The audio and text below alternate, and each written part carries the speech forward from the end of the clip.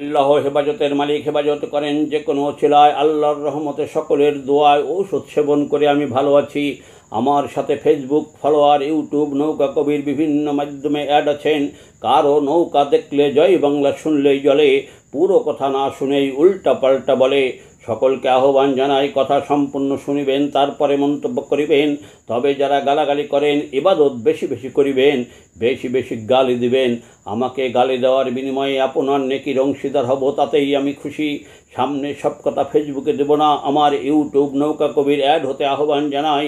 পয়লা বৈশাখে যারা প্রধানমন্ত্রী শেখ হাসিনার ছবি ভয়ঙ্কর রূপে পেলে করেছেন, এমন ভয়ঙ্কর রূপেই ইনশাআল্লাহ শেখ হাসিনা আসিতেছে। তবে তাহা সবার জন্য নয়।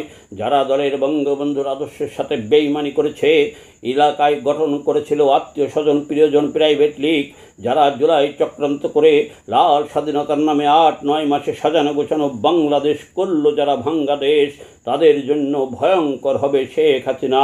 মানুষ মাত্রেই ভুল হয়।